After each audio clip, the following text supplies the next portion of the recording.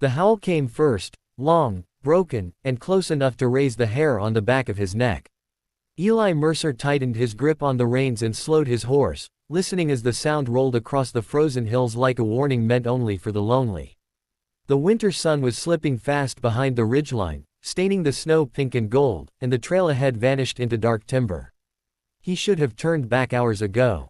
A widowed cowboy with a half-burned ranch and more ghosts than cattle had no business riding alone into wolf country at dusk. But loneliness had a way of pulling a man forward when wisdom told him to stop.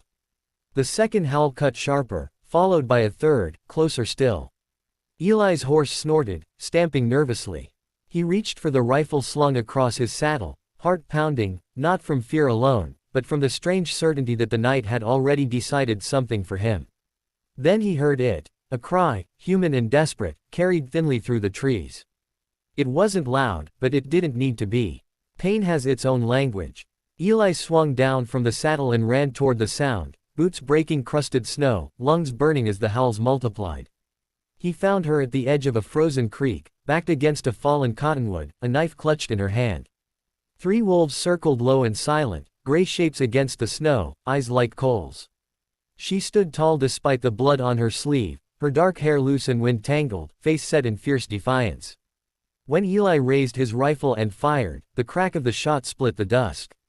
One wolf dropped. The others bolted, melting into the timber with a chorus of angry cries. For a moment, the world went quiet. The woman didn't lower her knife. She watched Eli with the same intensity she had given the wolves, weighing him as if he were another threat. He raised his hands, breath fogging in the cold. "I'm not here to hurt you," he said, voice rough. "You're safe now." She studied him for a long second, then finally lowered the blade. Her shoulders sagged, just a little. "Safe," she echoed softly, as if tasting the word. She pressed her hand to her arm, blood darkening the fringes of her buckskin sleeve. Eli stepped closer, careful not to crowd her.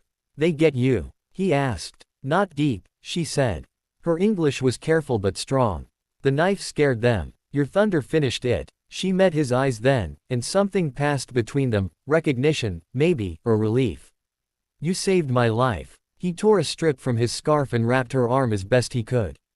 Up close, he saw the lines of exhaustion in her face, the strength in the way she held herself despite the cold and the wound.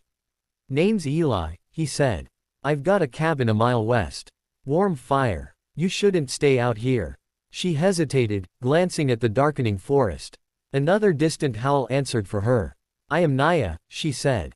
"Apache." Then, after a beat, "I will go." The cabin was small but solid, smoke curling from the chimney like a promise. Eli stoked the fire while Naya sat near the hearth, warming her hands. The wolves had taken something out of her, he could see it now, the tremor she tried to hide, but there was steel in her spine too. When he offered her coffee, she accepted with a nod. When he handed her a bowl of stew, she ate slowly, gratefully, eyes never leaving his face for long. "You live alone," she said, not as a question. "Been that way a while," Eli replied. He didn't add that his wife's laughter still echoed in these walls, or that the firelight sometimes tricked him into thinking she was still there. "What were you doing out there?" "I was traveling north," Naya said. "My people moved camp before winter came hard. I stayed behind to help an elder. When I returned, they were gone." She stared into the fire. "I thought I could follow the tracks. I was wrong." Eli nodded. "You can stay here until you're healed. Until the weather breaks." Naya looked up, eyes steady. "You do not owe me this." He shrugged. "I couldn't leave you out there." That night, as the wind howled against the cabin and wolves sang their restless song beyond the trees, Eli lay awake listening to the fire and the soft, even rhythm of Naya's breathing from the other side of the room. For the first time in years, the silence felt less heavy. Days passed. Snow fell and melted and fell again. Naya's arm healed quickly, but she stayed, helping with chores, mending a fence, teaching Eli how to set snares that worked smarter than brute force. She laughed sometimes, low and warm, and when she did, something loosened in Eli's chest. They spoke of small things at first, then bigger ones. He told her about the fire that took half his ranch and all his plans. She told him stories of her people, of learning to listen to the land before speaking to it. One evening, as they sat watching the fire burn low, Naya turned to him. "Why did you come for me?" she asked. Eli considered the question. Because I heard you, he said finally. And because I was tired of riding past things that needed help. She studied him, then nodded. The wolves test those who walk alone, she said. They show you what you are willing to fight for. Spring crept in slowly, pushing green through the snow. With it came a choice. Naya stood one morning at the edge of the clearing, looking north. My people will be far by now, she said. But I must try. Eli swallowed. He'd known this day would come, but knowing didn't make it easier. I'll saddle a horse, he said. I can ride with you part of the way. She turned to him then, eyes bright with something fierce and tender all at once. You have already ridden far for me, she said. She stepped closer, placing a hand over his heart. When you stood between me and the wolves, you chose me. In my way, that means something. He searched her face, afraid to hope. What does it mean? It means, she said softly, that you are my man now.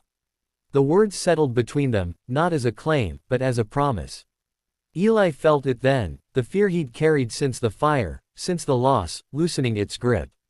He wasn't replacing what he'd lost. He was choosing to live again. They didn't leave that day. Nor the next. When they did ride north weeks later, it was together, not to chase the past but to meet whatever waited ahead. The wolves howled one last time from the distant hills, but their song no longer sounded like a warning. It sounded like a blessing for two souls who had been lonely, and were lonely no more.